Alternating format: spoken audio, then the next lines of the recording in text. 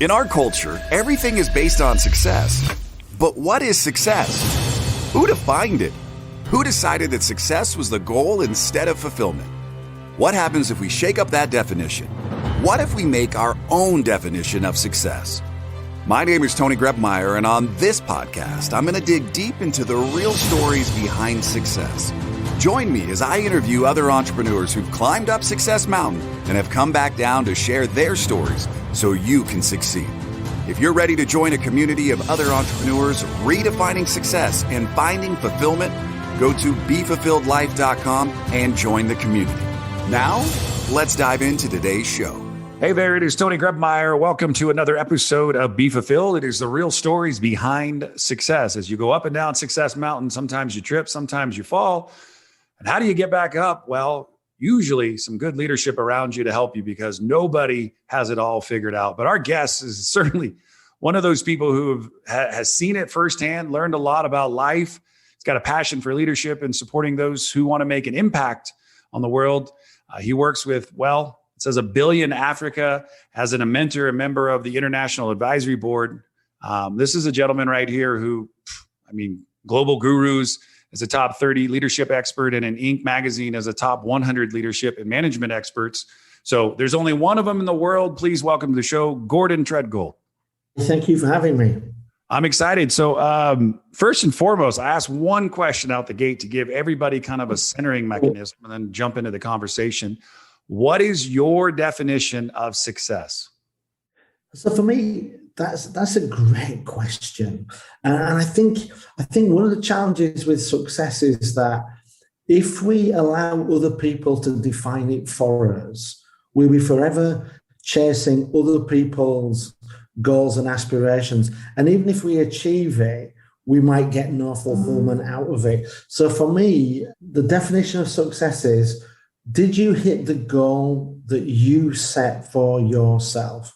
So if I want to lose 20 kilos, did I lose 20 kilos? If I want to be a contributor to Inc., I ran a marathon, my first marathon at 52, and somebody said to me, "What's your goal?" I said, "I want to be alive 1 week after finishing it." And they were like, "Yeah, but it doesn't count unless you do it in under 5 hours." I was like, That's your definition. That's not my definition. So for me, we define what success is for ourselves. And if you let other people define it for you, then you're just going to set yourself up for heartbreak, disappointment. And that could be even if you achieve that goal. So a slightly longer answer than you were expecting, but it is important. Gordon, I love it. Not just run the marathon, be alive a week after the marathon. I think so many of us set out to do something and we stumble and we fall a little bit, kind of like one of the ways of describing being an entrepreneur. Talk to me a little bit. You've had a lot of success. You're also a finalist for Practical Management Book of the Year. Let's talk about what you've been up to, because it sounds like you've got an extensive resume. Yeah, so I have two careers. One of which is I'm a program manager, program director in IT, which is where I learned all about leadership. And then there's a second business which is about me teaching, coaching, speaking on leadership and also influence. And on the IT journey, when I started my career, there was a very clearly defined path of you have to be a trainee for 6 months, a junior for a year, a programmer for a year, and then you could be a senior programmer, and then a senior. And I didn't want to do that. So I just opted to take on any of the toughest jobs available, because if you fail, it's a surprise to nobody. If you succeed, now you're a superstar. So I've always been a fan of taking on the difficult things, and I'm not afraid to fail. Failure is not something, for me, I don't think it, obviously jumping out of a plane without a parachute is fatal, but, leading a project that doesn't succeed, it's not fatal. You can live and learn, especially if it was something people thought would fail anyway. So yeah, be bold and go for it. No, it's interesting question that I got asked the other day. I just think it's perfect for us having this conversation right now about fear. How do you embrace fear as a leader too, and just helping people through kind of the ups and downs? So I think fear of what? As I say, fear of failure. I'm not afraid of failure. There's only one thing apart from sharks. There's only one thing I'm afraid of, and that is not doing my best. If I do my best and we get B and we fail, I'm okay with that. What I don't like is if we fail because I didn't do my best, then that is something that I'm afraid of. But other than that, I think we just have to be bold. There's a great quote. I can't remember who said it, and that is that we've got to go out on a limb because that's where the fruit is. So we've got to take risks, got to push ourselves. And just understand that failure is, or not succeeding the first time is part of the journey. Anything that you aim for that's ambitious, if you can achieve it at the first attempt, you didn't aim high enough. No, it's beautiful and I like it. And I want to say thank you because, I've been the guy to jump off of a cliff before. And I didn't really know 80 feet down what it was going to feel like. And then I sat there panicking and worried about what it was going to be like. Oh, God, the water's going to be so cold. You can talk yourself in and out of anything. Oh, God, yeah. And in the moment, I had a bunch of people saying, just jump, just jump, just jump. And, I'm here to tell you I survived. But I'm also here to tell you I've watched people jump and be flight lifted in a helicopter out of there with broken hips and backs. So being an entrepreneur is scary. And I want to just commend you for, I asked you, how was your day? And you're like, I'm good. I just got in, I'm drinking a cup of coffee. I'm here. We're on a time difference. So where are you in the world? I'm in Spain. I'm here in beautiful Colorado. And I know life has changed for a lot of us over the last year and a half. What have you seen change really in your life? Kind of, as I don't want to mention and put too much emphasis on the global pandemic, because I think personally in your industry, IT, I see more business than ever. What are some of the things that you've noticed firsthand for yourself? So I was really fortunate. A year before the pandemic hit, I was asked to lead a program for Fujitsu. And it was 100% remote. In IT, when I started back in the 80s, I could throw a wet tea towel over the team that I managed. And over the 25-year period, it's got to be more remote, offshore, nearshore. But there's always been somebody, at least 20% that were in the same building that I could speak to. But this was the first time I never got to meet anybody on the project. So for me, that was a real opportunity to really learn and understand more about leading in a remote environment where everybody's remote. And I'm a really engaging leader. And what I mean by that is, there's a lot of talk about employee engagement, but it's the leader's job. And engagement it's a hand-to-hand combat thing. We have to go out and engage. I spend a lot of time talking to a lot of people. I would go and have coffees with people. I would have lunch on my own so people could join me at lunch. I would knock on their office doors. And what I found was that I had to up my game by a good 20 to 30% in the remote environment. So I'm somebody who goes out of their way to engage, yet it wasn't enough. And I think anybody who is a fan of command and control leadership, who's a lead in a remote environment, enjoy this last job of your career because you will be out of work and you will never find another job again. We've got to engage more. That was my. I love it, Gordon. What I'm going to do, I'm going to take a quick break. When we come back, I want to talk about your proven approach. You wrote the FAST, 4 principles everyone needs to achieve success and drive results. Mentioned also, You're a finalist for the Practical Management Book of the Year. So I want to talk about that when we come back. So stick around right here on the Be Fulfilled podcast show. Are you ready to break the mold? You know, so many people seem stuck in society, but you're not one of them.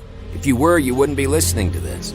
And I know for a fact that right here, right now, inside you, there's greatness. And a great way to help bring that out is the 12-week journey to fulfillment. So head over to BeFulfilledJournal.com and use the coupon code podcast, and you get a special rate on us. It's our way to say thanks for listening. As well, there's access to a private community of entrepreneurs ready to support you and your business. That's BeFulfilledJournal.com. Hey, it is Tony Grebmeyer. We're back on the Be Fulfilled podcast show, up and down Success Mountain today. Our special guest, the one and only, if you Google him, you'll find him, Gordon Tredgold, LinkedIn, Instagram, all those places that you'd love to look for a person. This is the guy.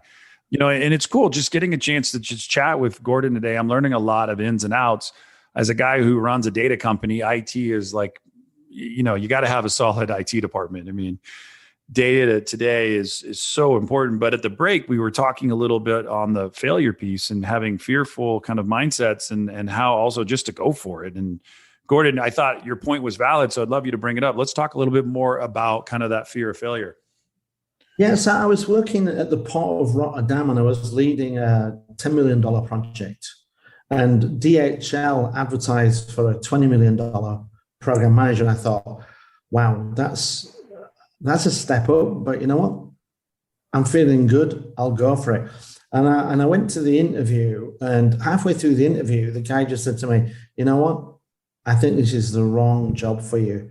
And my heart kind of sank. I was like, holy crap, because I really didn't want to work for the Port of Rotterdam anymore, working for a terrible boss, and I wanted out of there.